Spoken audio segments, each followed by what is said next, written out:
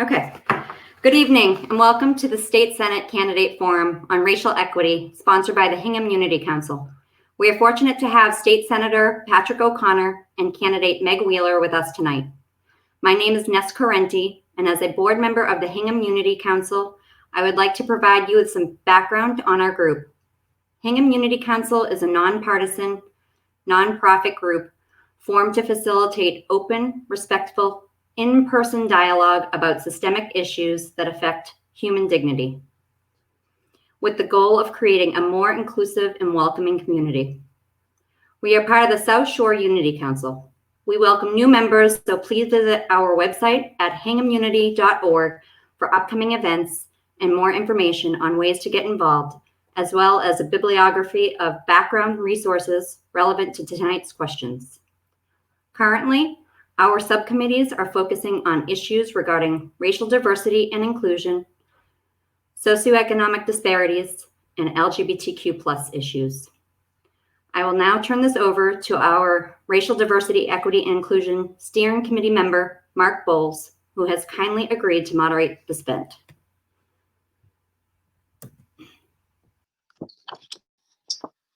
Thank you, Ness. Forgive us for the technical difficulties. My name is Mark Bowles. I'm a business owner in Hingham with high school-age daughters in the Hingham public school system, and I reside in Scituate with my wife and 3-year-old daughter. I sit on the board of the Hingham Unity Council along with Courtney and my other fellow colleagues, as well as Ness. And I'm honored to be able to moderate this event with two esteemed and well-respected candidates of the South Shore community. The candidates have been fully apprised of the format and ground rules. For the benefit of the audience, I will give an overview. Each candidate will briefly introduce themselves in ballot order. I will then ask them questions. Each candidate will have 2 minutes to answer each question. Rebuttals for individual questions will not be allowed. The questions have been prepared in advance by the Hingham Unity Council. We will start with the 30-second opening statements from each candidate. State Senator O'Connor, please remember to unmute and then introduce yourself. Good evening, everybody. My name is Pat O'Connor. I'm the state senator for the Plymouth Norfolk district, a job that I've had the honor and privilege of being in since May of 2016. I think that, well, first off, I just want to thank the Hingham Unity Council, Mark, Ness, Courtney, for having this forum today. And I think that we can all agree that over the past few months, it's been a significant turning point in our society, in a moment of true reckoning, in a shift of the way we think, speak, and act on the matter of race and equity. And it's become imperative that we all do our part to lift up systemically oppressed people and do everything within our power to make our laws not only work on the books, but also in practice. I really look forward to this conversation this evening, and I really do thank the Unity Council and everyone who's tuning in tonight, and everyone who's spoken out, especially in the recent series of events. So thank you. I look forward to the conversation.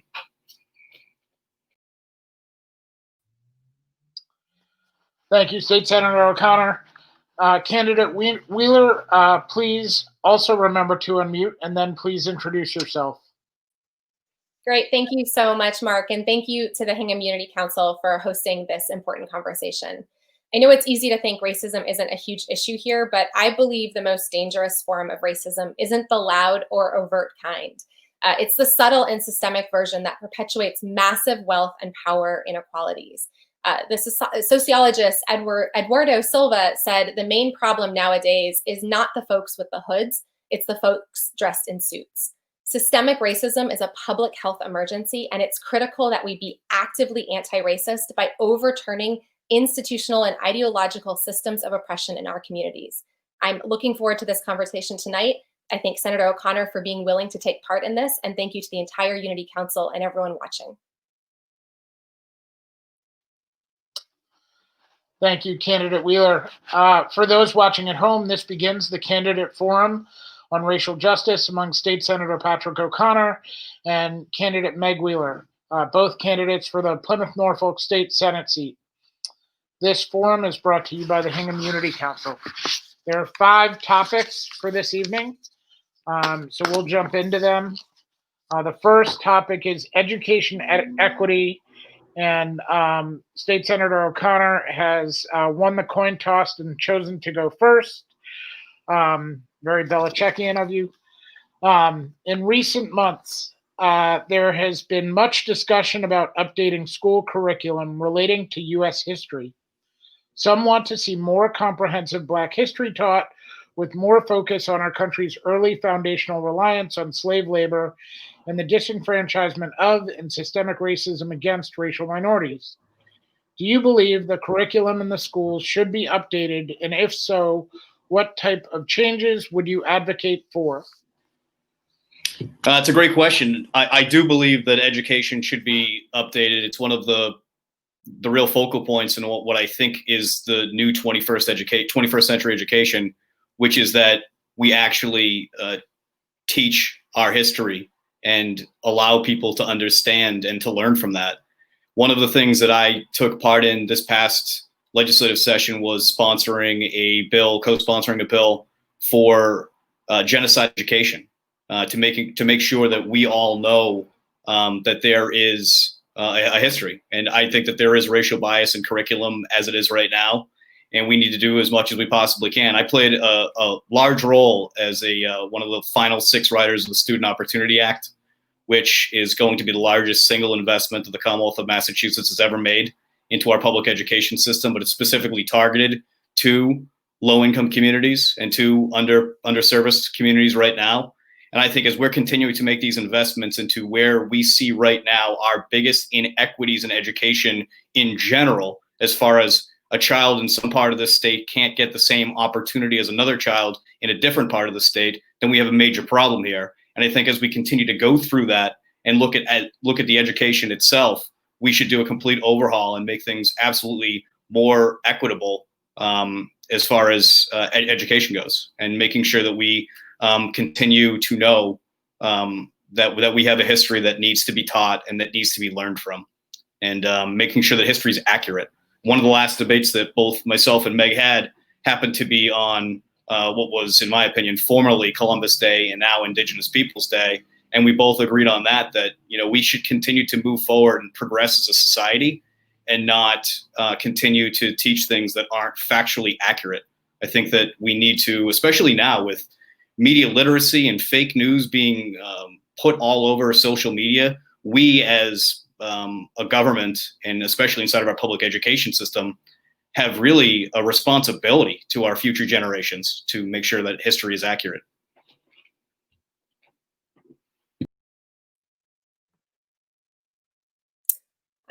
Thank you very much for that question. I also agree it's an important question, and I think you'll find that Senator O'Connor and I agree on the response to this. I absolutely think that we need to be updating the curriculum in our schools. I think Senator O'Connor and I are probably similar in age and grew up learning some of the false narratives that have frankly perpetuated racism in our country. What I would like to see are a couple of things. So number one, I want to see more of a focus on racially diverse curriculum. Not just in what is taught, but also where the curriculum comes from. I was disappointed to see, my understanding is the state recently updated its curriculum, and 10 of the 50 historical resources that were recommended, only 10 of the 50 were actually from non-white writers. And I think that's a huge issue that we need to address. But I also would like to see some higher minimum standards for racially diverse curriculum. I've been watching as all of the different schools in our district are discussing how to incorporate this curriculum, and we're putting the burden on teachers to figure that out. And I don't think, frankly, that's the best way to achieve what we're going for. I also would like to see equity audits to ensure on a regular basis that our schools are in fact teaching culturally and historically accurate curriculum as well. And I'm grateful to Senator O'Connor for his work on the Student Opportunity Act, but without funding, which that bill currently does not have, it's a toothless bill. We need to ensure that the Student Opportunity Act gets funded so that we can support our communities and our students.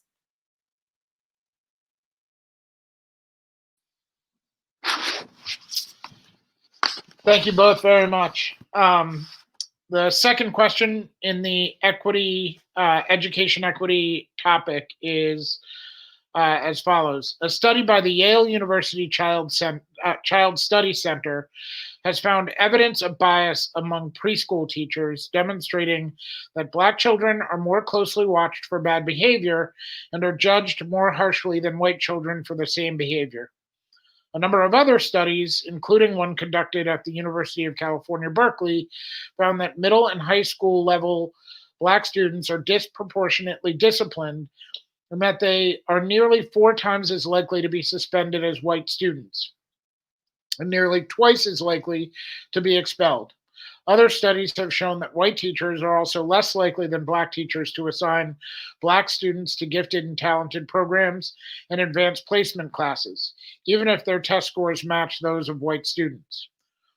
The question is, what, if any, specific programs or policies would you advocate to address implicit bias in schools as it relates to disproportionate disciplinary action against students of color and the barring of students of color from academic advancement?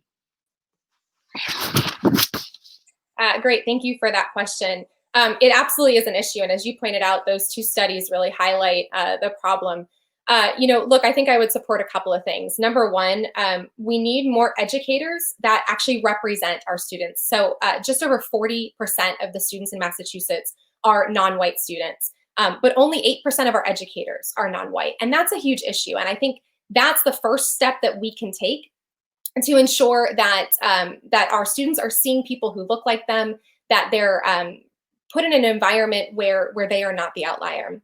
But I also think we need to address the massive school to prison pipeline issue. And you touched on it with the fact that students of color are disproportionately disciplined and arrested, even in some instances, for what are effectively disciplinary issues. So the majority of reasons that students, and especially students of color, are arrested or expelled are not violent issues. These are for things like swearing or speaking out. These are disciplinary issues, and we need to be investing resources into our schools to have more counselors, to have more nurses, to have more guidance for these students so that they can deal with the sort of emotional development that they need, and not putting them directly into the juvenile justice system, not setting them on a pathway to being a part of the criminal justice system, because we know that when students get in there, it follows them for the rest of their lives. It hurts their abilities to get housing, to get employment, and truly to affect the outcome of their lives forever. So those are 2 things I would like to focus on. You also mentioned higher achievement programs. I would support having a universal testing of every student to see whether or not they qualify for those programs, instead of letting people handpick who can go into those programs.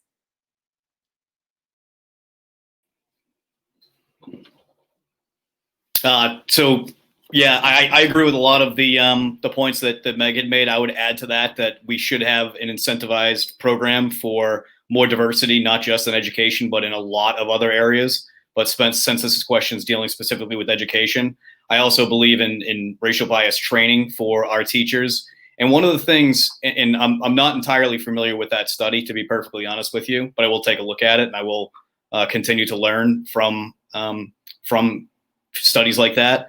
But knowing firsthand what is going on in some of our schools, there is some really good things happening as well. When you look at the early college program the Commonwealth of Massachusetts instituted 2 years ago, and I was proud to be ranking member of education when we did this, we have taken kids from high school that really come from underserved, low-income communities, and we've been able to provide them an opportunity to take college classes inside of some of our most underserved communities, some of our most underserved schools.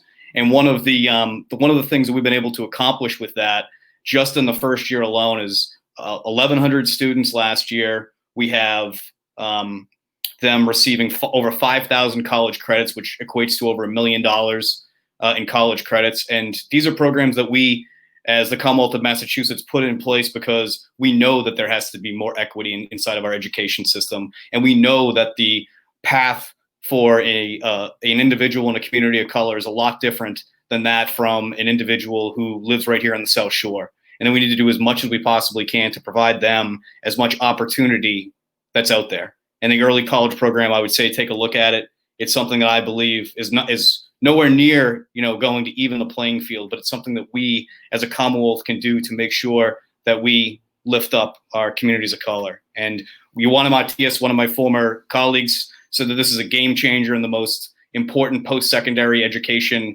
initiative that the state's ever done, and I was proud to play a part of that.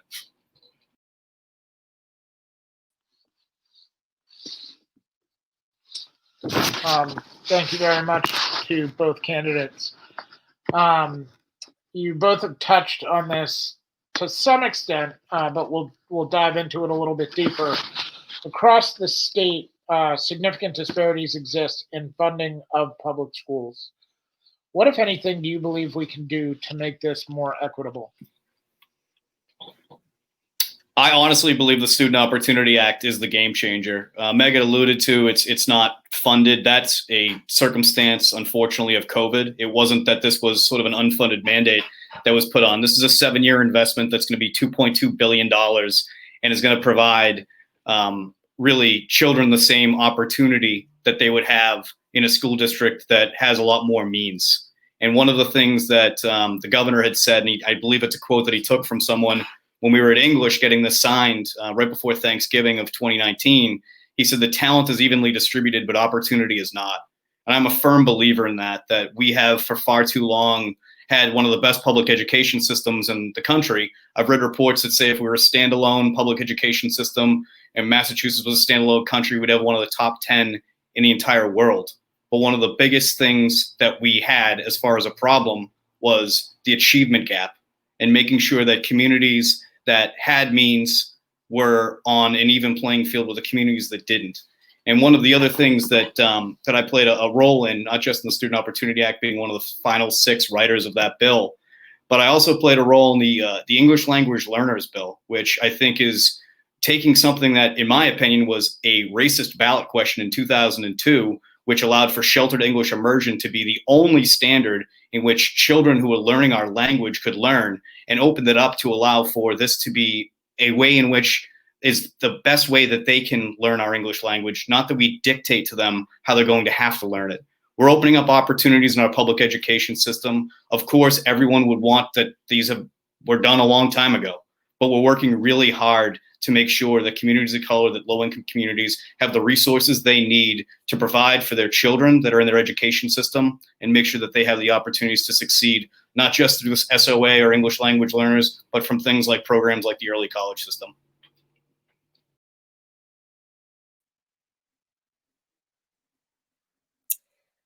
So look, school funding is something that's near and dear to my heart. As the parent of a 3-year-old, I care very much about this. As the daughter of a school teacher, I grew up learning and understanding that education is the foundation of everything we do in our lives. And we may have a great education system, but we are actually the 6th worst for racial equality in our schools.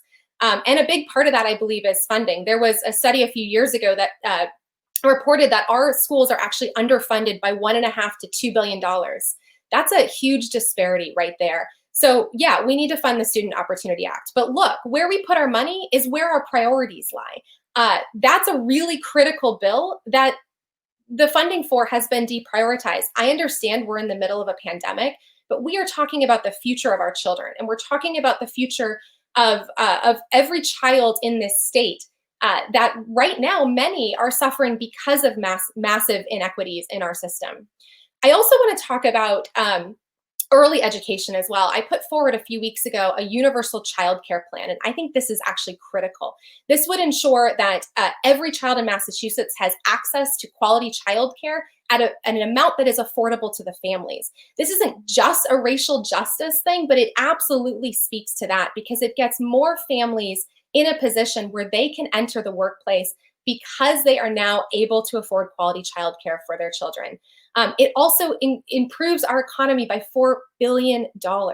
If we want to solve this racial injustice issue, if we want to solve these disparities in education, then we really need to start prioritizing education funding from day one, from the very beginning, pandemic or no pandemic.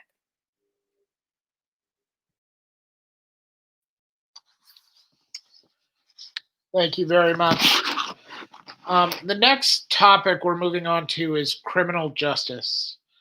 In 2020, in a 2020 report, the Massachusetts Sentencing Commission found that Black people in the state are imprisoned at a rate of nearly 8 times that of white people, and that Latinos are imprisoned at nearly a rate of 5 times that of white people, and receive longer sentences than white people in prison for similar crimes. Ms. Wheeler, how would you frame this debate, and what is your position? Thank you so much for that question. And I'm glad you highlighted those statistics, as troubling as they are, because that really speaks to the issue right now. Look, we have a massive criminal justice issue in this state, and it is perpetuating systemic racism. So here's how I would approach it. Number one, and I've already mentioned this, but we need to end the school to prison pipeline. And a big way that we do that is through prioritizing treatment and restorative justice and eliminating criminalizing our children. That's number one. Number two, we absolutely need police reform, which is, I think, contributing to this issue quite a bit. But we also need, in general, in our criminal justice system, to focus on treatment and rehabilitation over criminalization. I think the crime bill in 2018, which my opponent originally voted against, gets us some of the way there, but I think there's more we need to do. We also need to look at this through an equity lens. And what are some of these aspects, like, for example, expungement of records, which is something that was dealt with partially in the 2018 crime bill, that are disproportionately affecting, as you noted, our Black and Brown community members. And it's tracking their entire lives, because it's affecting their ability to get housing. It's affecting their ability to get good jobs. And so that's a big piece of it for me as well. I also want to look at our juvenile justice system, and also kind of the 18 to 24 age group, which studies have shown our brains are not fully developed at that age, but yet we are treating them like adults. We are throwing them into prisons and leaving them there. And that is not, in my opinion, the way that we truly address this racial disparity in our criminal justice system.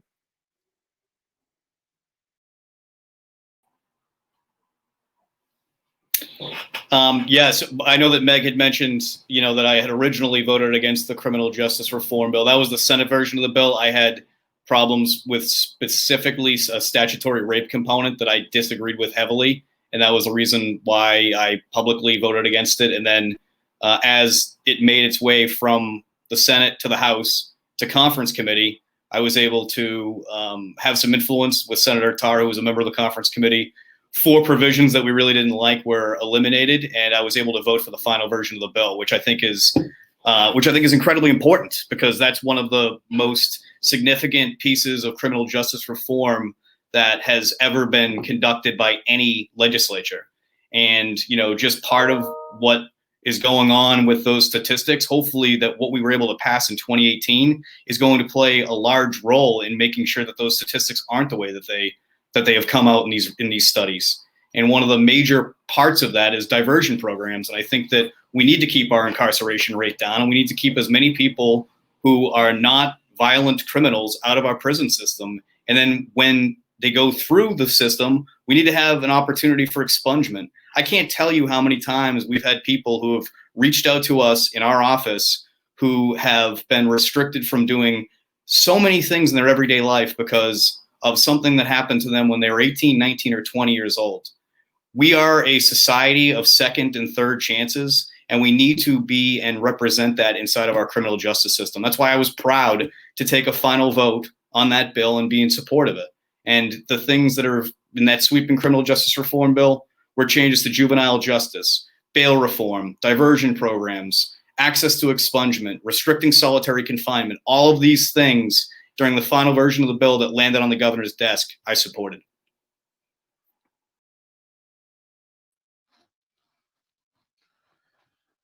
Thank you both. Over the past several months, we've seen an unprecedented nationwide uprising against racist police violence. Some community leaders, activists, and politicians across the country have called for defunding police budgets. They argue significant funding from policing should instead be invested in education, mental health, affordable housing, and other underfunded social services. What is your position on this call? I do not support defunding the police, sort of as it's said in that, but I do believe that we have an opportunity to make the investments that we need inside of specifically our mental health areas. Since I've been in office, we've increased the Department of Mental Health over $150 million. It's something that we continue to prioritize. And I think alongside what we are doing right now with our police departments, we can deploy the resources to individuals that need it in our communities. And at the same time, I think that we need to continue a focus on community policing. I think that Hingham does a really good job in being able to integrate inside of the community with the programs they have, the DARE program, which I believe you're one of the few communities in the district that I represent that still have the DARE program to integrate into schools that way, as well as the Citizens Police Academy. I think that there are things that we can do to take away some of the concern that's in regards to some of these police departments. But are there racist cops out there? Absolutely. We've seen it far, far, far too often in our society, and there needs to be a certification system. That's why I was in support of what the governor put in place right after the tragedy that happened in Minneapolis, was that he put in place a certification system supported by the Black and Latino Caucus, supported by law enforcement, supported by reform advocates. Instead, in my opinion, the legislature missed an opportunity to really bring unity behind such a incredibly emotional and divisive issue, to bring unity behind it and to get certification in place, and then take that certification, take that bill, and continue to work from that and take the next necessary steps we need to take to bring true equality under the law.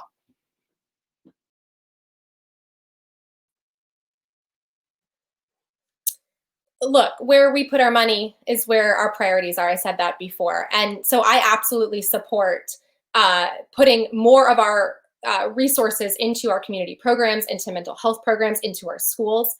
Right now, we have a state of our society where Black people are being harmed and killed at an alarming rate by law enforcement.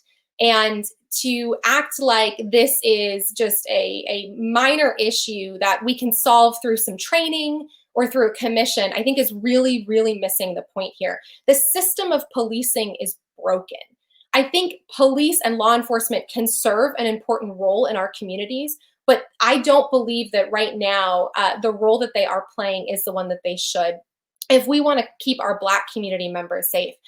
Right now, they are being asked to take on the role of mental health providers. They are being asked to get involved in domestic disputes. Even in our schools, they're serving as law enforcement in our schools when we have a massive school to prison pipeline problem. So I do absolutely support diverting funds to these critical community programs so that we can focus on affordable housing. We can focus on investing in our education. Remember, we just finished talking about the Student Opportunity Act that is unfunded. So we can focus on mental health and treatment and rehabilitation programs, because that, in my opinion, is truly how we solve this issue. And we also need comprehensive police reform, which, look, I think my opponent has done a great job of trying to delay that important work. He voted against banning chokeholds. He voted to delay the bill by 6 months.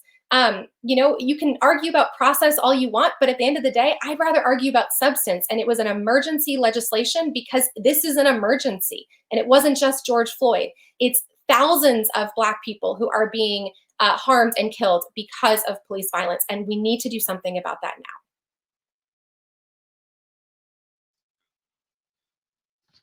Thank you to both candidates. We'll now move on to the topic area of health and reproductive justice. A recent CDC study demonstrated that Black and Indigenous women are 2 to 3 times more likely to die from a pregnancy-related cause than white women, regardless of education or economic status. Do you view reproductive justice as a racial justice issue, and what would you do to address the discrepancies if elected? Yeah, thank you very much for that question. I absolutely do view reproductive justice as a racial justice issue. And, as a mom and as someone who has gone through being pregnant and giving birth, I think the fact that there is a massive disparity in the treatment that white women and Black women receive when it comes to maternal health is disgusting to me. Let's talk about a couple of aspects of this when it comes to reproductive justice. So first, let's talk about the Roe Act, which is a really critical piece of legislation still sitting up at the State House that my opponent does not support by all accounts.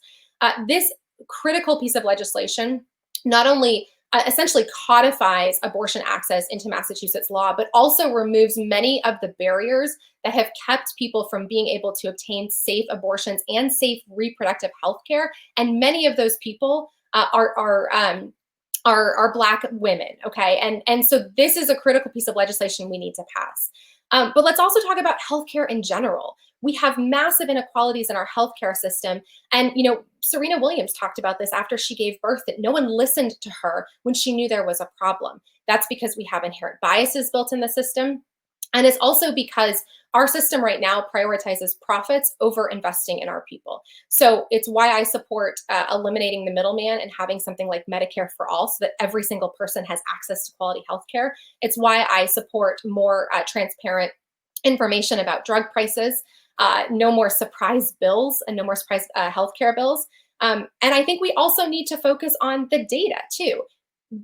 We cannot change what we don't understand or what we don't track. And so we need to make sure that we're tracking the proper data for this so that we can truly understand the problem. There was a bill to form a commission to study this that didn't pass in the State House. And that would be a critical step in the right direction to ensure that people of color have the health care they need. Just to quickly touch on some of the claims, especially in regards to the Roe Act. The Roe Act absolutely does not codify Roe v. Wade into statute, into the Massachusetts general law. Abortion is a right by our state constitution, but the Roe Act does not do that. I'm the ranking member of the Judiciary Committee. I sat through about an 8-hour-long meeting on the Roe Act.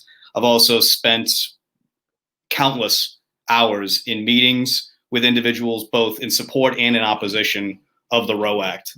And I think that the biggest thing that the Roe Act does, and the biggest misconception of the Roe Act, is how directly tied it would be to Roe v. Wade. The Roe Act primarily deals with third trimester abortions and the access in which individuals have to that. Right now, it's rape, incest, or health of the mother. This would add into that fatal fetal abnormalities. In 2017, there was 21 individuals who accessed third trimester abortions in the Commonwealth of Massachusetts. So we're not talking about a whole lot of people. And for those people, trust me, I'm concerned about that and want to provide them that opportunity. But what this does is it takes that function out of the hospital. So back to this original question, as far as when we're talking about individuals in some of the most vulnerable circumstances that they could be in, you'd want that to happen in a medical setting, in a hospital. This would take that out of it and put it in a non-hospital clinical setting, which makes absolutely no sense to me as far as the other things, because this is a major surgery and could require the induced birth during this. So, sorry that we couldn't get to the question, but I wanted to answer the Roe Act one in particular. But as far as what we need to do, we need to do a heck of a lot more for individuals. And I'm willing to learn and listen and do as much as we possibly can, working with Manic Community Health Center, working on baby box legislation, and a lot of other things that we've been able to do for individuals. Thank you both. And Senator O'Connor, you might have a chance to sort of add in this question. The CDC states longstanding systemic health and social inequities that have put many people from racial and ethnic minority groups at increased risk of getting sick and dying from COVID-19. Are there policy changes you would support to address this issue? There are. I honestly think that a lot of what's happening right now, and I know in the previous question you had said regardless of specific socioeconomic factors. This one I think has almost everything to do with socioeconomic factors. we need to do more in order to protect individuals from communities of color and low-income individuals from this virus. And in order to do that, we've put a lot of financial resources behind trying to ensure housing stability, trying to secure food security, and do all of the things that are necessary. We spent a lot of money on making sure the testing centers were opened up in low-income communities so that people had immediate access to that. These are things that we absolutely, from the very forefront of this, in the first conversations that we all collectively had as a Senate, this was one of the first things that was brought up to our command center, who was run by Joe Comerford. The first thing we brought up was, how do we take care of our most vulnerable neighbors during this period of time? And I honestly think that we've done a pretty good job at it here in Massachusetts. And to be able to see some of the things that I've been able to see, not just here on the South Shore, but at a statewide scale, I've seen neighbors helping neighbors, and I've been able to, witness the resources the state is sending out to these communities actually be utilized. That's going to make people healthier. And one of the things that we need to do is not stop this, because we can't ever allow that to happen again, that we are in a situation that individuals, just because of where they live or the color of their skin, could potentially get sicker from a pandemic. But we knew going into this, from everything that we've put together, that this was going to be a major issue. And I'm glad with the state's response to this. And it's something that we need to continue to work on.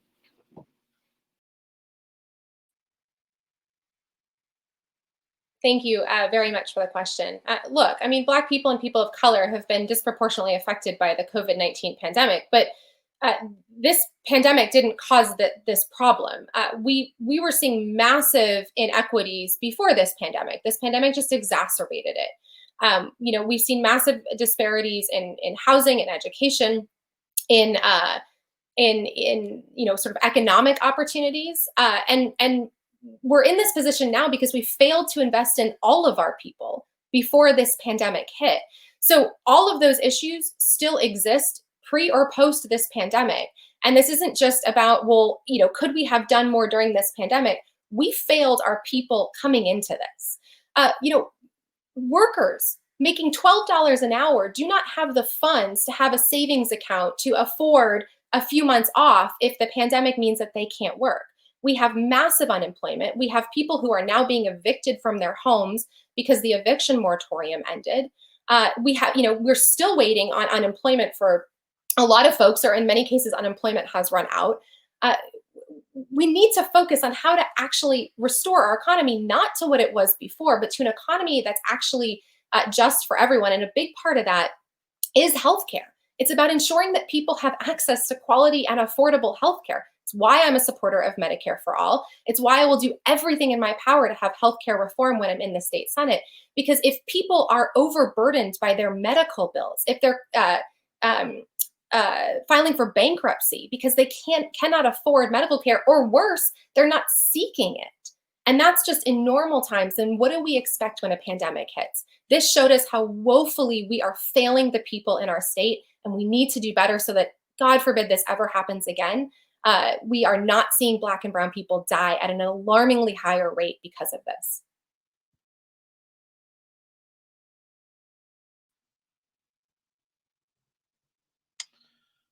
Thank you again to both candidates. The next topic area has to do with environmental justice. EPA research has shown that people of color are affected disproportionately by environmental factors such as air and water pollution, and suffer additional health problems as a result. What do you believe are the major environmental justice challenges we face in this part of the state? Thank you very much for that question. Look, I think one of the biggest issues is that people who are in affected communities are not actually having a say. I mean, I think let's look at the Weymouth compressor station, which I know, my opponent and I both are adamantly against. This destructive infrastructure was cited in communities that, where children and families are being affected. And yet the voices of the many who said, do not put this, in our neighborhoods where it's going to harm us, were completely ignored.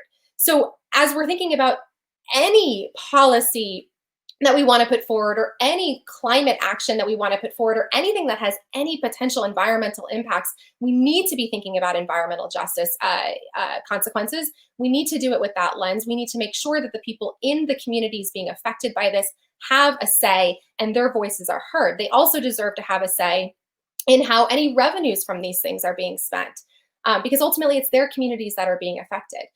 Look, I will take an intersectional approach to every bill that I write, and considering, everything from an equity lens and everything from an environmental justice lens, because so much of what we do has these sort of unintended consequences, or perhaps even sometimes intended consequences, that are just drastically affecting people of color so much more. And it's causing them, as you pointed out, incredible health issues. And we really need to start thinking about every single policy that we put forward through this lens, so that things like the Weymouth compressor station don't happen again, so that they don't happen in someone else's neighborhood, so that more of our people don't continue to be harmed by these just disastrous policies. I would agree. The Fall River Residents Against the Compressor Station, which is the main group that has launched opposition to the compressor, as well as all of us, and I consider myself to be part of FRAX, had to go and notify residents in Germantown of the various different public meetings that were taking place by pretty reputable organizations as well, because the notifications were not printed in languages in which they could read, and that's just completely unacceptable.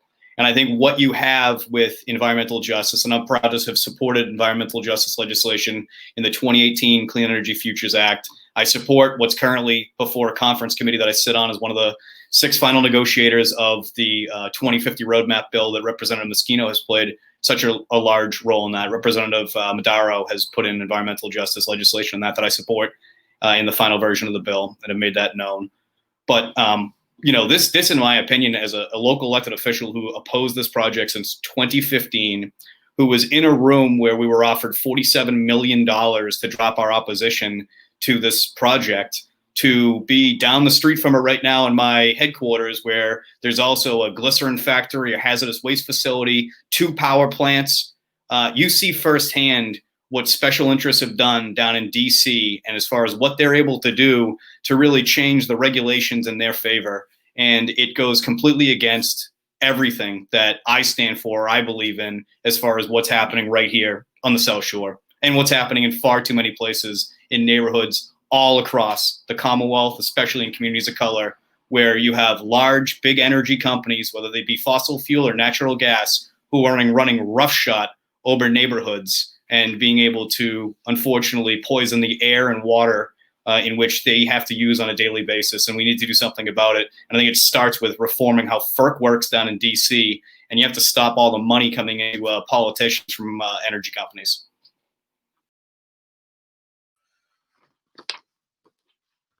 Thank you to both candidates. All right, we're nearing the end of the evening, and there are 2 remaining questions. This next question I will ask, I believe State Senator O'Connor is the one who will go first, but there's a slight bit of nuance, so I will ask the question both ways for each candidate, so that they can answer it respectively. In the decades following World War II, our nation made unprecedented public investments to subsidize debt-free college education, low-cost mortgages, wealth-building measures that benefited millions of mostly white households.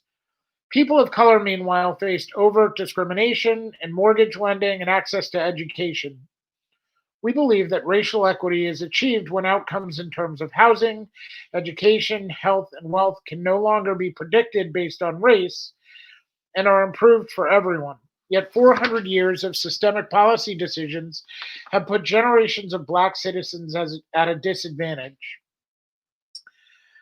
State Senator O'Connor, can you give us an example of a policy or proposal that you championed that specifically addressed the needs of your BIPOC constituents? What was the proposal, and how did it help? And then Ms. Wheeler, If elected, can you give us a specific piece of legislation or a new policy proposal that you would champion in your first 100 days in office? And can you please outline how you believe it will help your BIPOC constituents? So we, last budget season, we had an individual constituent that came to us, and a mother of two, a single mother of two, and she had just left shelter housing. And when you leave shelter housing, the next transition you take in the States to emergency assistance housing. And at that point in time, she was working, and she had to choose between how many hours that she could work, because she was going to go over the asset limit that was required to stay in emergency assistance housing. I thought to myself, this is completely illogical and counterproductive to trying to assist someone who's going through a really challenging time. And so working with Empath, which is a great statewide organization, we were able to change the emergency assistance shelter limit in a bill that I wrote, Amendment 872, I believe it was, to last year's budget, from 115% to 200% of the federal poverty level. And that's allowed individuals to make over $1,600 more a month while being able to keep their home, while being able to keep a home over their children's heads and not have to worry about taking on an extra hour of work, not worrying about taking on a promotion, where some people were refusing a promotion because they had to choose between succeeding in their field of work or being able to keep the assistance that they so desperately need. This has been something that I've been working on for 4 years, not just in emergency assisted housing. We've changed the area median income from 50% to 80% for childcare, and we continue to work on a lot of other issues that directly impact individuals, specifically in communities of color, who are facing real hard times and sometimes having to choose between going to work and getting the benefits that their family so desperately needs. I'm very proud of that work that we've been able to do on that.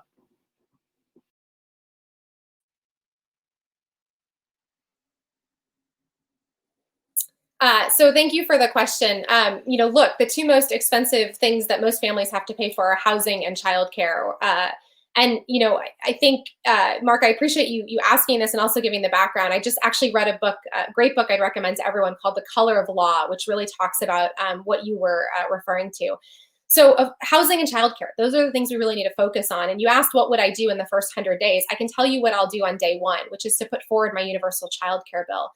All the details are on my website, but to give you a very quick summary of it, essentially it ensures that every single family in Massachusetts can send their children to quality childcare centers and pay no more than 7% of their household income. This is critical for every single one of our families, because this is one of the biggest costs. In fact, Massachusetts has the second highest childcare costs in the country. Families are paying anywhere from 25 to 50% of their household income on childcare. Imagine the wealth that people could generate if they didn't have that financial burden. Imagine the economic opportunities they would have if they could actually afford to put their children in childcare so that they could go work. I think this is critical to ensuring that we put people of color, certainly, but every single person on the path to truly being able to have economic equality in our state. And it's something that I will very passionately fight for when I'm in the state Senate. We've got to think big if we are going to overcome massive inequalities in this state and in this country. And that's why I am very proud to start with that universal child care plan. And it's why I will continue to be very proud to fight for other policies that help with things like affordable housing, that help with education funding, that help with higher education when I'm in the state Senate, because if we do not solve the massive inequalities, then we are not even remotely addressing racial injustice.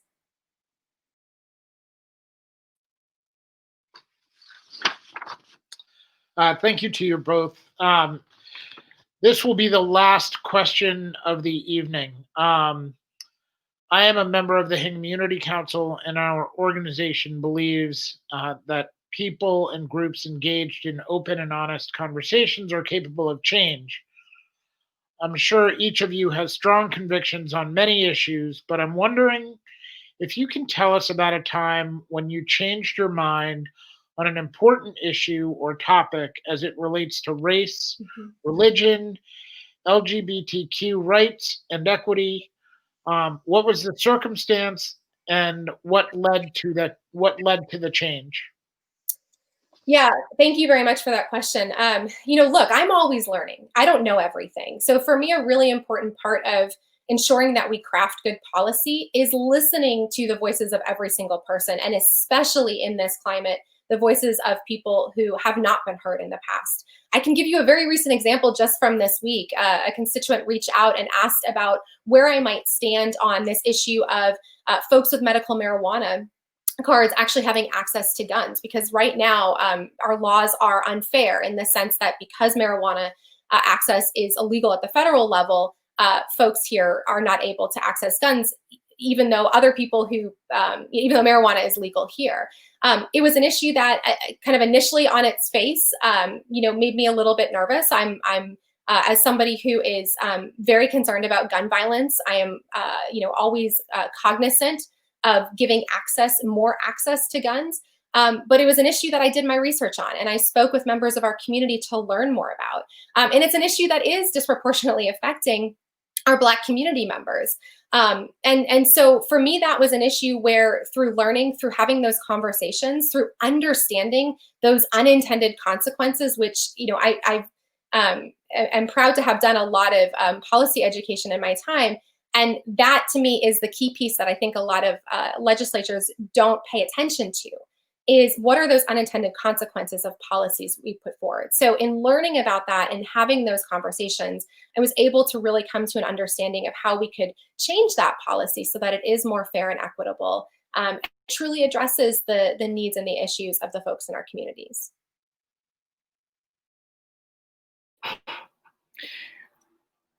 I think one of the biggest ones recently that I changed a literal vote on because it passed the Senate in the 2017-2018 legislative session, but didn't in 2019-2020. And actually through the process of the debates and an election cycle last time, I was able to really educate myself more, and was a healthy youth bill to provide more accurate sex education. One of the things that I had a problem with was the opt-in and opt-out. And, through the conversations that we had, myself and Katie McBride, I thought that it was one of the things that it wasn't as important for that opt-in, opt-out as the whole policy was. One of the things that I really pride myself on is that I'm known up on Beacon Hill to break from my party quite a bit. I was the only Republican to vote in favor of the millionaire's tax, which I believe is going to provide more educational and transportation options for our communities and communities of color. I was very proud to be the only one to vote in favor of banning conversion therapy, because after reading Boyer Race and after talking with so many advocates, there was just absolutely no way that I thought that practice should ever belong in Massachusetts. Voting in favor of a study on Medicare for all, because I want to actually have every single healthcare option on the table, and that we shouldn't be restricting anything from being discussed, because no matter the political nature of it, because right now there's just not the accessibility or affordability to education that we absolutely deserve and need. These are things that I take pride in. I take pride in being independent and being a person who is pragmatic. I think in my process in which that I develop and look at policy, and how I take and share the stories and concerns and values of the people in this district up to me on Beacon Hill.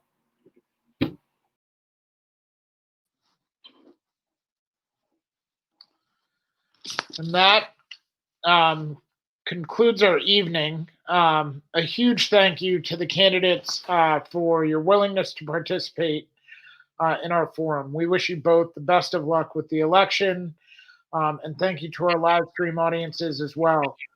A recording of this forum will be available on the Hingham Unity Council Facebook page and YouTube pages, and the Hingham Unity Council website as well.